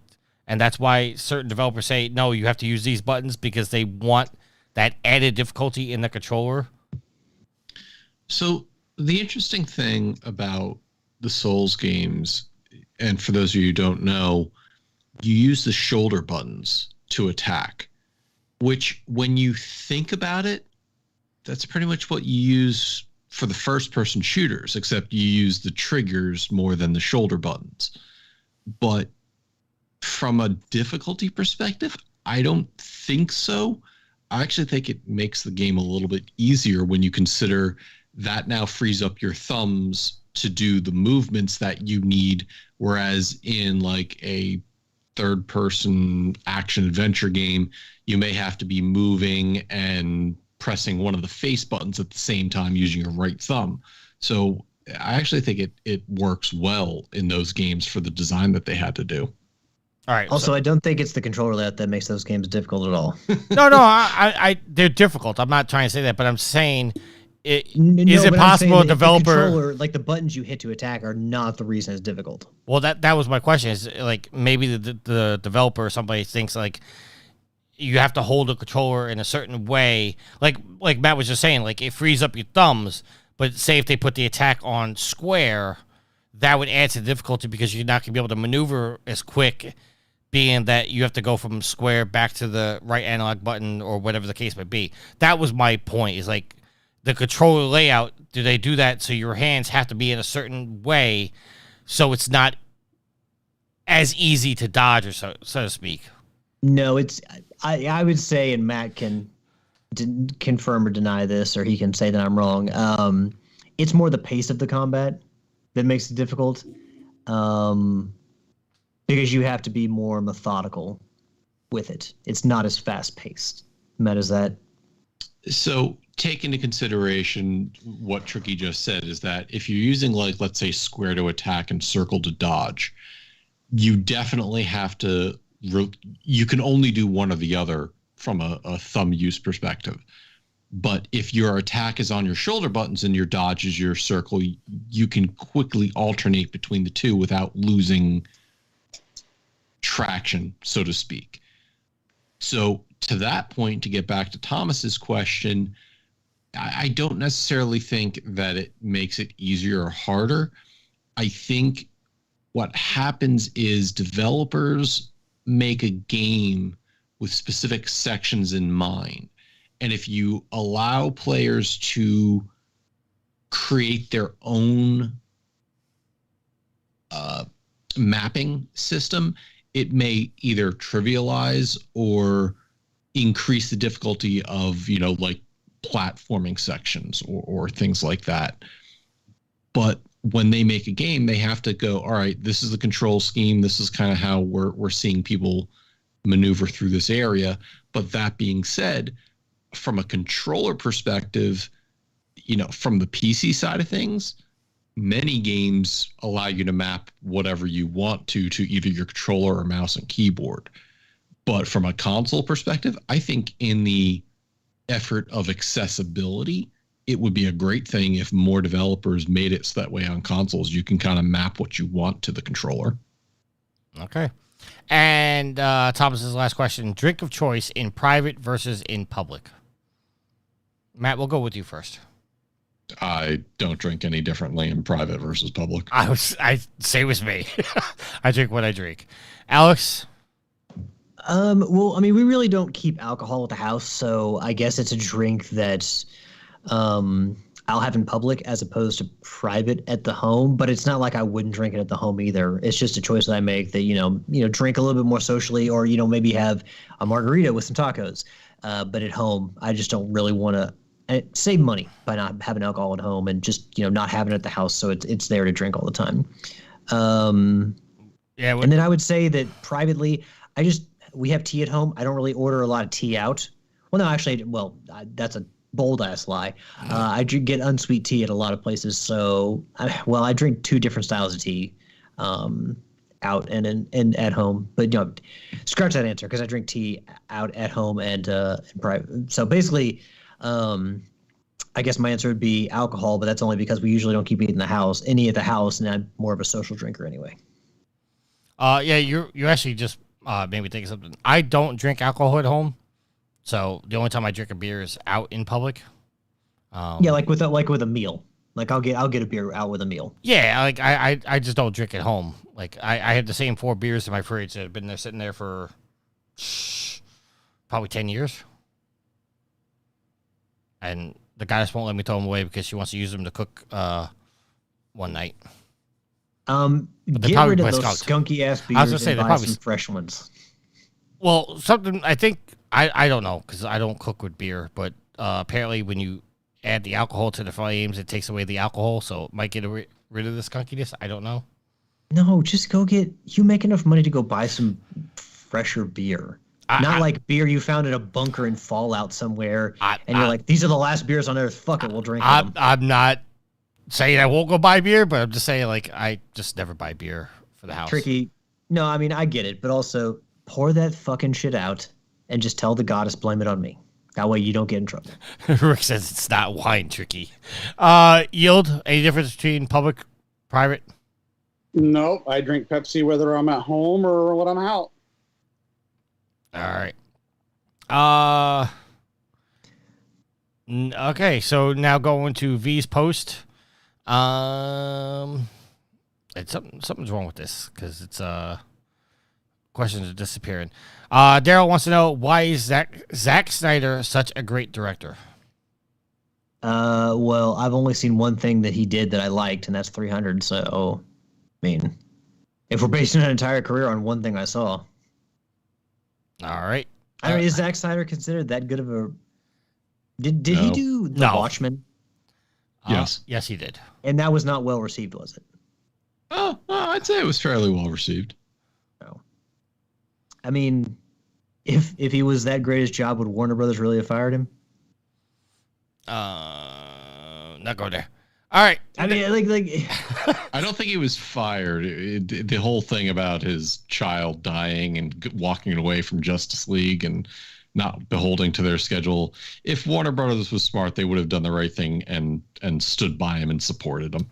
Okay, well, I missed all that, so I can understand that. But Daryl's next question: what is your current game of the year, and why is it Resident Evil 4 remake? These are all troll questions, by the way. That's a funny way of saying Dead Space. Yeah, Dead Space is the best remake done this year. No, what is your current game of the year is the question. My current game of the year, AC4. Well, actually, no, I'll take that back. Red Dead 2. The game came out this year, Yield. But that's the games I've played this year. I'm trying to think of the games that I've played this year that actually came out this year. When people ask me those questions, there's only like 1 or 2 games probably that I've actually bought that came out this year. I understood. Yeah, I think all the games I played this year came out in previous years except for Dead Space and Resident Evil. And of the two, like I said, should Dead Space win Game of the Year? I don't think it has a chance in hell because obviously you have 3 very specific games sitting at the top. Well, let's be real. It's either Baldur's Gate or it's Tears of the Kingdom. But from this year, I mean, I guess I would have to pick Dead Space, but overall, just the best game I played this year, my game of the year. I would guess I would have to say Weird West, to be honest with you. Even though that did not come out this year. The PS5 version did, but the game was originally released last year. Yeah. My favorite game that I played this year so far has been Moss 2. But if I'm going for games that released this year, I'd say Jedi Survivor. I haven't played that yet. Matt? Hmm. V in the chat says Tears of the Kingdom.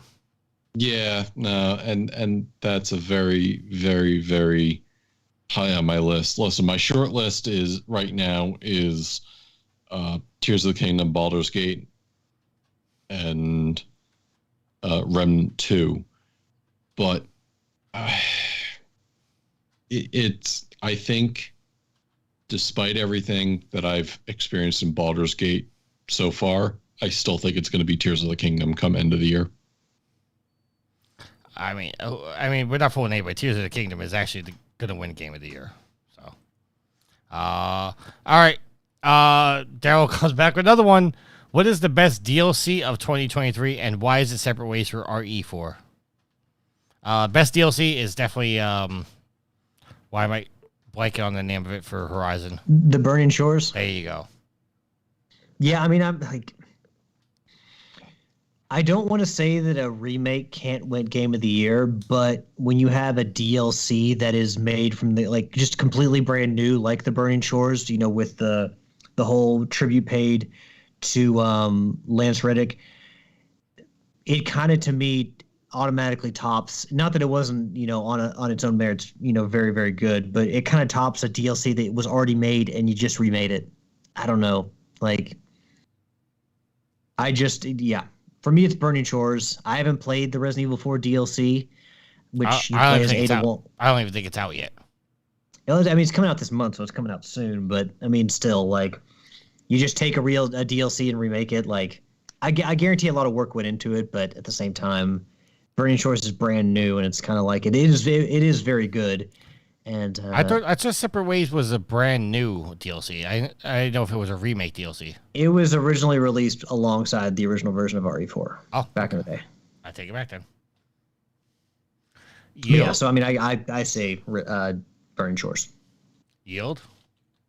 I have yet to play Burning Shores, but the first thing that popped into my head of the best DLC that come out this year will be Power Washing Simulator's Back to the Future DLC that hasn't released yet. All right. And Matt, hey, I'm not judging you. Hey, they're putting the DeLorean in there. That's all you need to know. Matt, your answer? I'm torn between Burning Shores and the Return to Castlevania DLC for Dead Cells. I think just for nostalgia's sake, I'm going to go with Return to Castlevania. All right. And the last question coming from Alexander. How does Tricky manage to continue to be as amazing as he is? I'm not going to answer this because, you know, I don't want my ego. How much did that cost you, Tricky? Not one bit. I think you don't want piece of your soul. You don't want your ego to what? Your ego is already the size of the 3 boroughs. There's 5. Okay, the 5. You know, what's funny is I haven't heard that goal horn go off at all. Have the Rangers not scored? The game's over and they lost 3-0. And to be fair, maybe next season, Tricky. And to be fair, I don't know that it goes off because it's only the preseason games. It may only activate during the regular season. All right, moving on. Going back to our topic. All right, so real quick, can I clarify something we talked about earlier? Sure. I said I would look it up. It goes back to the Bethesda thing. I was talking about the whole exclusivity thing and Bethesda being confused by it. So I went back and found the article. It's from August 26th, the GameSpot Facebook post. The little excerpt is Bethesda executive Pete Hines seems frustrated by Xbox and email sent to Todd Howard, Jamie Letter, and Todd Vaughn And the headline is Bethesda executive confused by Microsoft's willingness to keep Call of Duty on PlayStation. So it was, in fact, Pete Hines, who was... so, again, all feeding back into the narrative that Bethesda will likely try to keep all of its stuff on Microsoft Game Pass and PC going forward. All right. So we got two topics of the week. This first one has a lot of notes to it, so I'm going to go through the notes, and then we can have our discussion. This is coming from Kotaku and written by Ethan Gatch. Leaked Xbox boss email perfectly explains why game publishers are eating themselves alive. Microsoft Gaming CEO Phil Spencer's analysis of the current gaming industry was among documents that were leaked as they were recently during the FTC versus Microsoft case. His email from March 2020 shares his view on the disruption AAA publishers potentially see and that their roles will change as subscription platforms grow. He stated the creation of digital storefronts like Steam and Microsoft and Sony's store created early on left big game publishers scrambling to leverage their physical game sales connections. Developers eventually started developing their own delivery platforms. However, they experienced complaints of bad UI and worse deals and quickly returned to the big three platforms. Editor's comments, Phil doesn't seem to know his Xbox PC games application isn't anything to write home about. Phil Spencer wrote, quote, over the last 5 to 7, I'm assuming that's years. Matt, you didn't put time in there. The AAA publishers have tried to use the production scale as their new moat. Very few companies can afford to spend $200 million to Activision or Take-Two to put a title like Call of Duty or Red Dead Redemption on the shelf. He insinuates they use this production scale to keep their top franchises in the top-selling games each year. This has led to the TOA problem, where publishers keeping this scale cost ratio prevents them from developing new IP as they become risk-averse. Instead, they'll rent different IP like Star Wars or Avatar to leverage the costs and names to reduce the risk of developing a new series. Spencer says the Microsoft answer to this is Game Pass, as he sees it as a platform that can scale to feed the financial growth demand by investors. Ultimately, he believes the type of game that can successfully leverage being on subscriptions like Game Pass are the small ones that benefits from curation and visibility, or live service games that make up their revenue on the back end through microtransactions. This email was written 3 years ago and summarized Spencer's thoughts on the gaming industry back then, giving us the benefit to compare his vision of how things shook out across the industry as a whole. So there you go. Matt, we'll start with you first because you're the one that made all these notes. All right.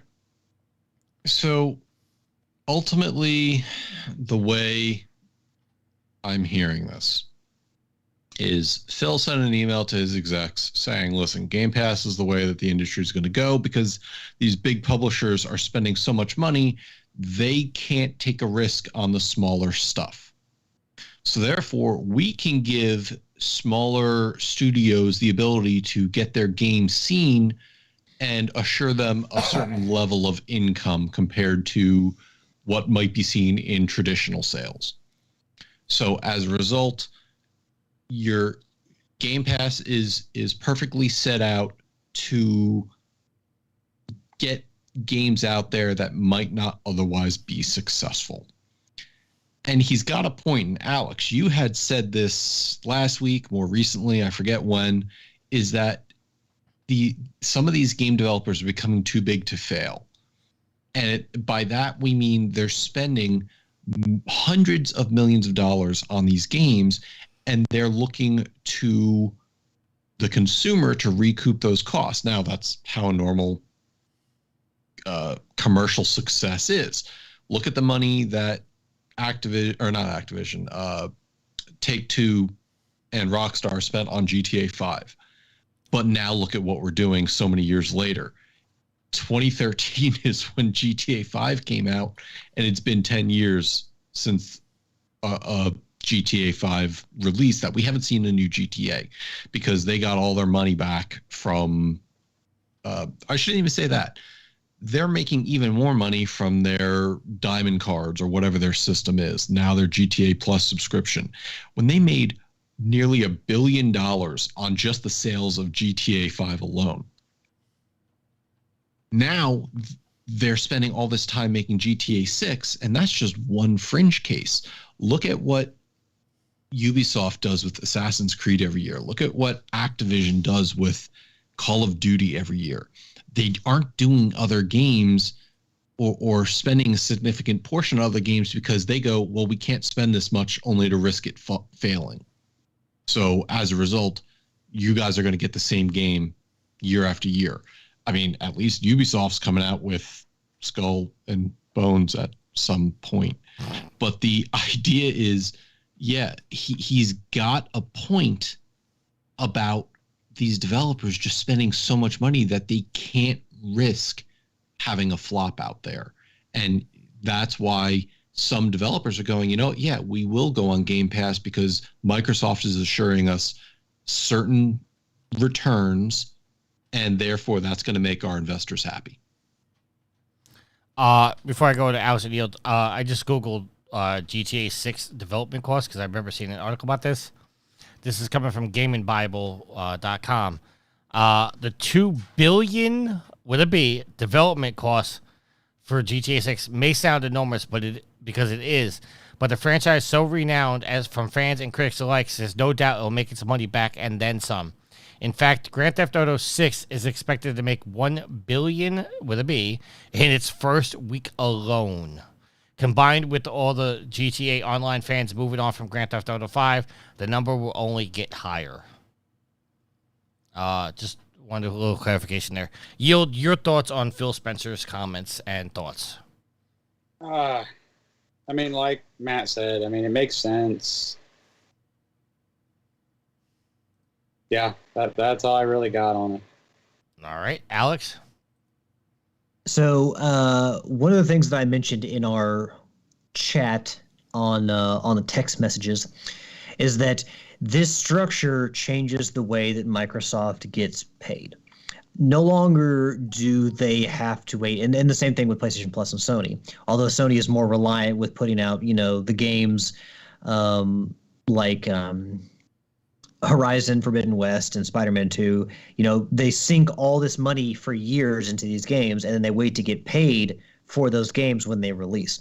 With Game Pass, Microsoft is receiving income, granted not, per user, per head, per capita, not as much as selling an entire game, but every month they are getting income in, and it's a steady flow of income as opposed to developing a AAA game and waiting years for it to come out to recoup all your money, and then who knows, you may not even recoup your money. So it's kind of a change in the way that these companies are taking in money and funding themselves. And as I read what he was saying, look, I think Phil Spencer's caught a lot of shit, but also I can't argue too much against what he said. If you've got indie developers on a service like Game Pass where you're paying into Game Pass and you want to pay into Game Pass because, well, we're going to get all these big third-party games. We're going to get, like our big multiplayer games. We're going to get the Microsoft first-party studio games. And then, you throw on some indie games. And it's like, well, I'm paying the fee already. I've got Game Pass Ultimate. I might as well try this game because I don't have to pay for it. It's included in my subscription. And I guess that's what he's saying along these lines is that with these indie games on our service, they're smaller games that need exposure, and don't need to be hidden on a storefront behind a $15, $20 game tag. People are more willing to try stuff on Game Pass or as part of PlayStation Plus. Tales of Iron. I had no idea what Tales of Iron was before it came to PlayStation Plus, and I played it based on, after learning it was coming to PlayStation Plus for free 1 month for the essential subscribers. Went and looked at videos. Hey, this game looks cool. Bought it, platinumed it, finished the DLC. So I guess that's what he's saying along those lines is this gives the developers more visibility if you want to put a smaller game on there to be more successful. Very clearly, it's not just like Phil Spencer and Microsoft came up with this on the fly. They look at music streaming. They looked at video streaming for television series and movies, and eventually it had to hit games. And they were just the first to jump on it. But at the same time, I can't argue against anything he said in this because the AAA game development is not sustainable. We've had it, I can't remember what it was, but we had, within the last year, we had an article that talked about how the expansion of Call of Duty as a game and how much they have to put into it every single year and what's expected of it to change is not sustainable because there has to be more and more and more, and there has to be more money dumped into it. So, and that's why in the past few weeks, we've talked about, do developers need to scale back their productions? Do we need to go back to smaller games? Not like, 5-hour games or anything like that, but when you're looking at a game like Elder Scrolls 6, it's going to take forever to develop. Do we need to get away from that type of development and scale everything back? Because, again, what we're doing now with the biggest games, the AAA games, is not necessarily I don't want to say successful, but it's not sustainable, and it's what leads to us getting Immortals Phoenix Rising 2 delayed, or not delayed, but canceled, and more Assassin's Creed. And I feel like this entire thing, this article, this email, like if Ubisoft had been reading this, like Yves Guillemot and everybody at Ubisoft would be like, see, Phil gets it. He gets it. We're just developing all these Assassin's Creed because it's what we have to do because we don't want to increase our risk. So that's my thought. I can't argue against what he said. All right.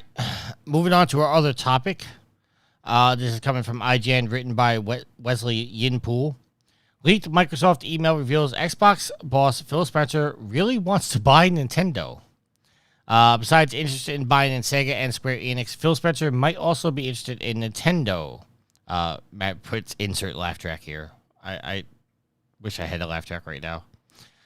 Spencer felt in an email back in 2020 that out of all of the U.S.-based companies, Microsoft would be the prime candidate to have a chance with Nintendo. Spencer did outline several roadblocks, including the fact that Nintendo was uninterested in a buyout. Matt also said, gee, it could be the fact that they have a ton of money already, Phil. And he says the email also considered other buyouts like Valve and ZeniMax, which is a sale that ultimately went through. ZeniMax being the parent company of Bethesda. All right, so Yield, I'm going to go to you first. How crazy is that Phil Spencer thought he could buy Nintendo? Well, I mean, with the way the video game industry is today, it's not absolutely crazy. It's not totally crazy, but it is kind of crazy because I don't see Nintendo all of a sudden going, yeah, you know what? Let's just get out of there. Yeah, we don't want to be our own thing anymore. Nintendo is doing quite well on their own. Everybody made fun of them when they went off with the Wii, and they carved their own niche, and they're making money. It's I guess flattering for Nintendo that other companies would be like, hey, we'd like to purchase you, but Nintendo's not in any way financial issues of where they'd be like, yeah, we might want to get out of this. All right. Alex? So Nintendo has existed for over 100 years. They started out with playing cards, so they haven't existed as a video game maker for over 100 years. So what we know them as has, been shaped very much by the 1980s and beyond that to where we are now. But I'm sure there's a lot of pride in Nintendo in the company being around for that long for entertainment purposes. And, your best chance to buy Nintendo probably... maybe not your best chance, but I'm sure there was a time when I don't even want to say that. But after the success of the Switch, there's no chance in hell they'd ever sell. They're doing extremely well. They don't even have to talk about a successor yet. Like at some point, Sony and Microsoft are going to have to talk about a successor to their console because they just they're going to have to come out with something new to play on. I feel like Nintendo, because of the ingenuity behind the Switch, can go for longer. And I saw an article, I think it was posted on GameSpot, where it said that the Switch 2 could be as powerful as the PlayStation 4 and the Xbox One, and people were just laughing.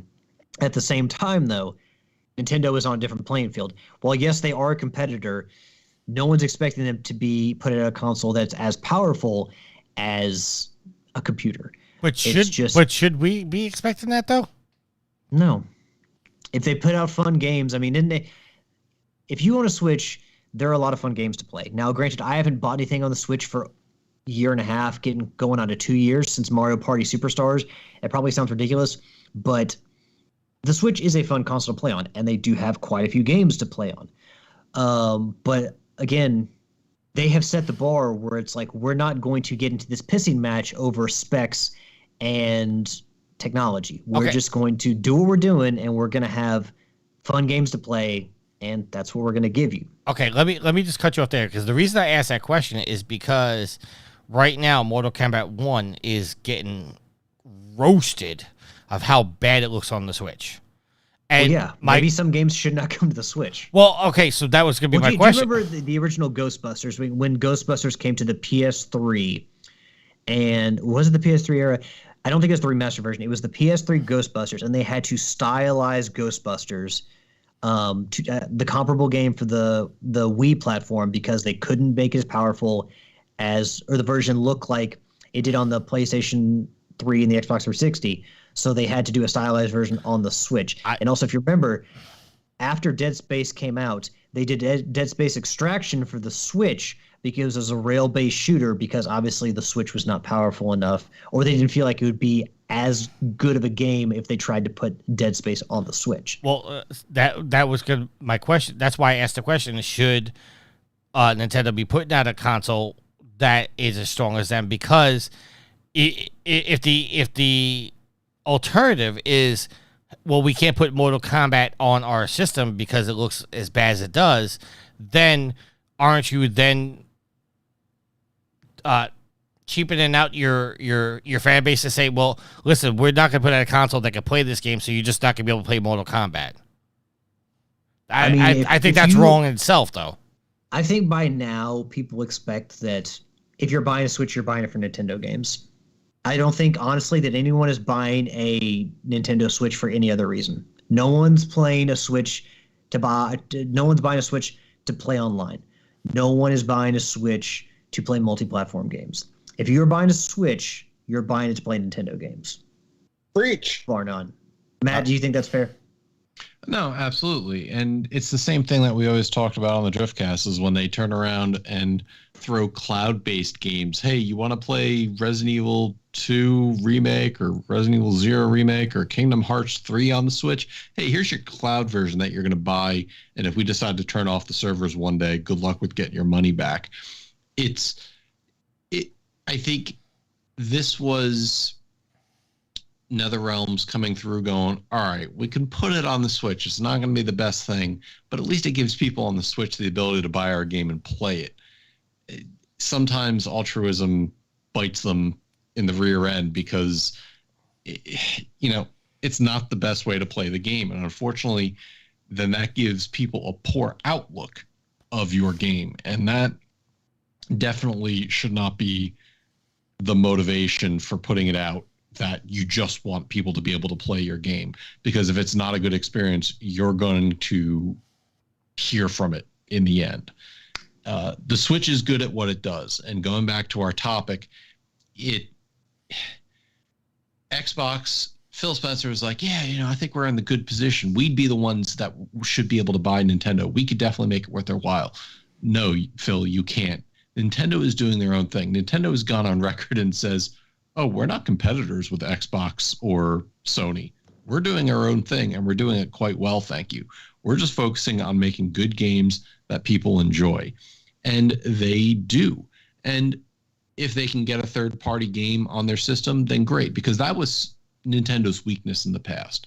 Third-party developers were not flocking to Nintendo because they felt that the system just spoke to kids and didn't talk about a mature audience. The Wii changed all that. They sold a lot of Wiis, and as a result, drew in more developers. The Wii U flopped, which kind of pushed some away. But now the Switch's success, which I argue is probably, I'm going to go on record here and say it's going to beat the PS2 in total sales at some point. And as a result, you're going to see a lot of developers flock to Nintendo. Unfortunately, that means you're going to get some subpar games in comparison to what is being released on the PlayStation and the Xbox, such as Mortal Kombat 1. It's not where I'd go to play it, but if that's your only way to play it and you really want to, at least somebody has that option? ? Hey, look at it this way. They're true to form because you remember back in the day, one of the big debates between the Super Nintendo and the Genesis was you could play Mortal Kombat on both, but the Genesis had the blood, so it was the better experience than playing on the Super Nintendo, which was censored. I'll make a bigger point about this, and it's not just all about money when it comes to Nintendo. And as far as my understanding goes, culturally, Nintendo or another Japanese company would not really want to sell to a Western-based company. I think that they would be more often more willing to sell to another Japanese company. And I think that's just a cultural thing where if Sony or Microsoft were going to buy Nintendo and Nintendo was willing and both companies had the money, I think Sony would be the one they would go with, because Sony is a Japanese-based company. That's the same reason I think that you'd never see Capcom or Square Enix get bought by Microsoft. It'd have to be Sony. So to my understanding, it's just a cultural thing where they would prefer to sell to another Japanese company. But that just beyond the money is, I think that there is a tremendous amount of pride in Nintendo and what they do. You know, as long as Shigeru Miyamoto, first of all, is there, that would never happen. But also, I think there's too many people still there so close to Satoru Iwata, the former president of Nintendo, who has since passed away, that they would be way too proud of what they do at Nintendo to sell to another company. I mean, my God, Bungie does not want to be completely owned by Sony, or at least they want to maintain their autonomy. So that was part of, the deal when they were bought by Sony.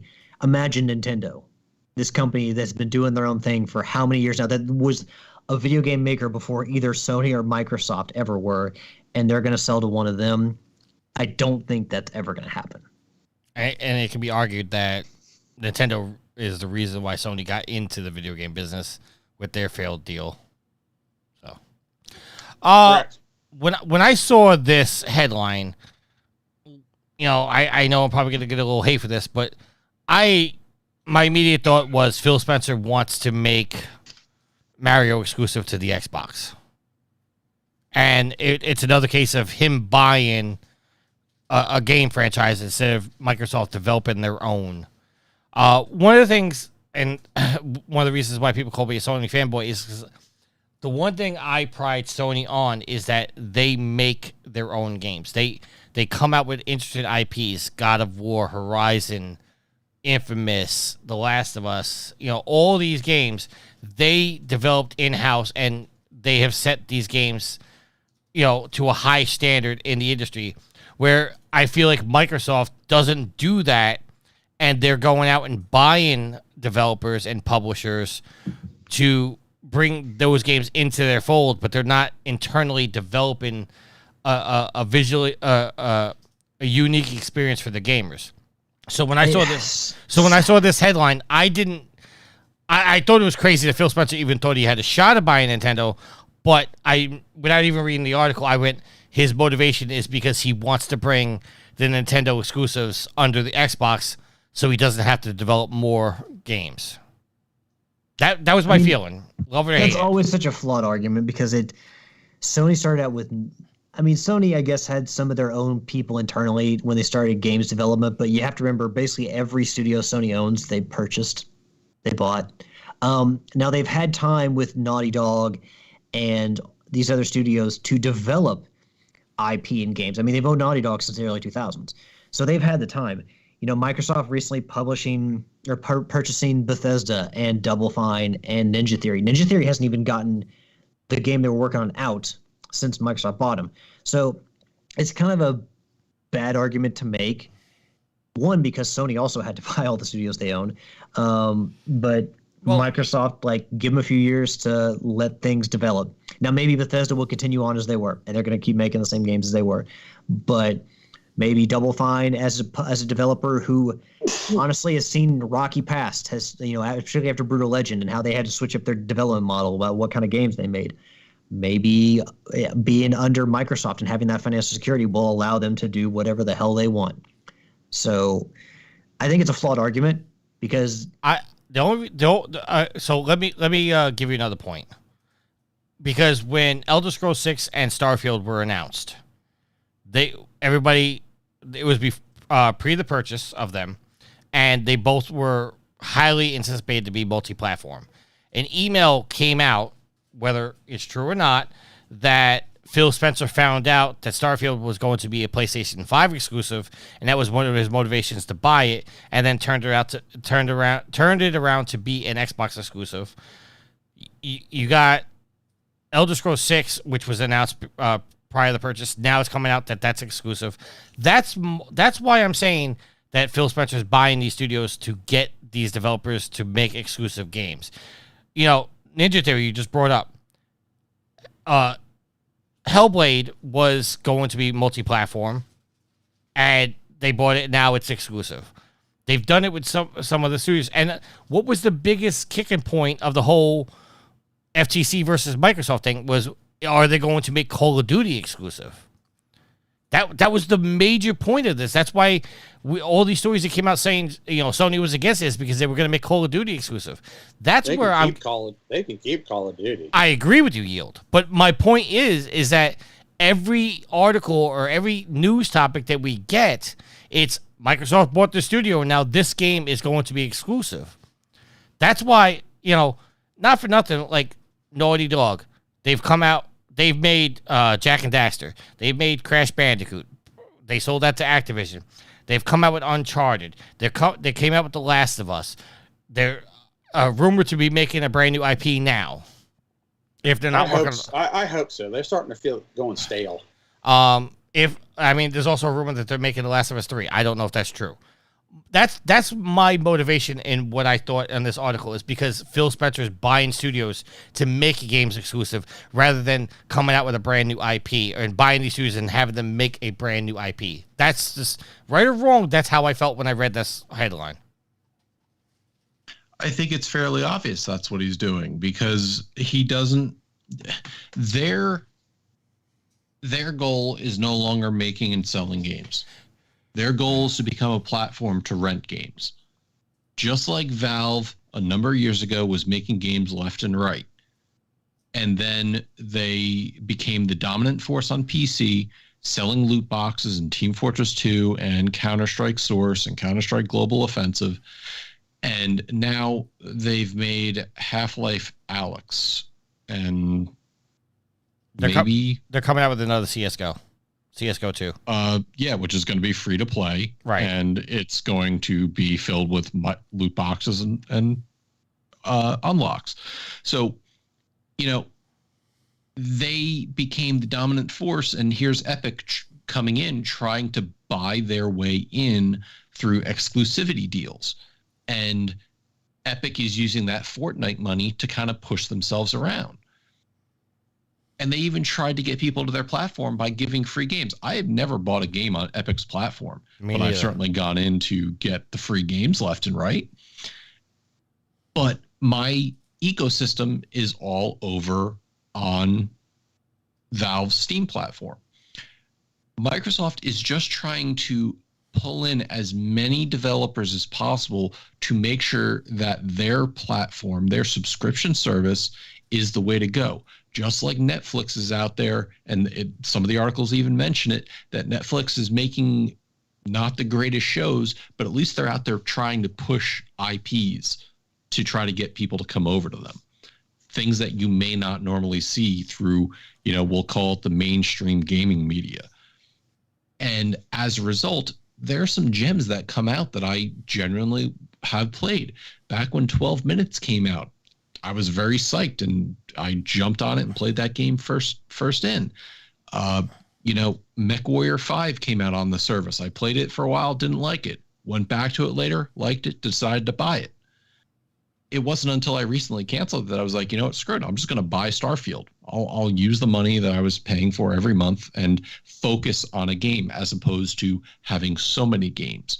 The difference between something like Game Pass and Netflix is there's not enough time to play all the games that you might want to on Game Pass. Netflix, you might be able to focus on a couple shows and binge a show one weekend and be done with it. So, yeah, it's not too far off to say, Tricky, that Microsoft's goal is no longer to make games. It's to make a platform that people now are hooked into month after month, hoping that it's just on your credit card that you forgot that you're paying for it monthly. Right. All right. Before we close out the show, anybody want to make any final comments? All right. Let's go to shoutouts. Alex, we'll start with the shoutouts with you, sir. Oh, I want to give a shout out to the true fuel to the fire that is Trophy Horrors, our community, our wonderful community. Thank you all very much. Whoever's in chat tonight, I think I heard Rick's name. But for whoever else, you guys are awesome. You guys are the ones who continue to drive us and push us toward episode 600 and beyond. So thank you very much for your continued support. Give a shout to my co-host, Tricky, Yield, and Matt. Thank you all for spending Sunday night with me. And then last but not least, give a shout out to my awesome and loving girlfriend, Ashley. I love you, hon. And yeah, that is going to be the end of my shots. Yield, your shout outs? Shout out to Tricky, Matt, and Alex for recording tonight. Shout out to all of those who were hanging out in the Twitch chat and listening to us quasi-live, I guess you would say. Shout out to all the pimps and the madams of the whoredom for downloading the podcast, hanging out with us on the Facebook group, and just being your cool selves. And I'll call that it for the week. All right, Matt. Shout out to my wife, V. Thank you for everything you do for me and for the show. Shout out to the people in chat. I know Alex called out Rick. I wanted to call out Thomas. Thank you for stopping by. Thank you for the questions. Daryl, thank you for the questions. Shout out to the channel3.gg community. We just launched the app. I say we like I had any part to do with it. They just launched the app on the Google Play Store and the iOS App Store. Go download it. Come on by. Have some fun talking games on social media, playing games, earning XP. Season 5 is about to end September 30th, so just in time to come in for Season 6. Thank you to my co-hosts, Yield, Alex, Tricky. Another good night of recording. All right, and I want to give a shout out to Sweet Mama D, who is over there playing something, Roblox on her iPad, basically ignoring me the entire time. She's so focused she doesn't even hear me give it a crap. Shout out to the goddess. Shout out to all the listeners. Shout out to Matt, Alex, and Yield. Thank you for another show. And I want to give a trophy to Alex, who didn't volunteer to edit this week for me. Why? You know why. If there's nothing else, is it your birthday? On Tuesday. Oh, should we go in and get you a walker, old man? I'm not as old as you, sir. I may look older, but I'm not. Oh, you look way older, and I don't look anywhere near my age. If there's nothing else, until next week, happy trophy hunting. See ya. Later. This is the way.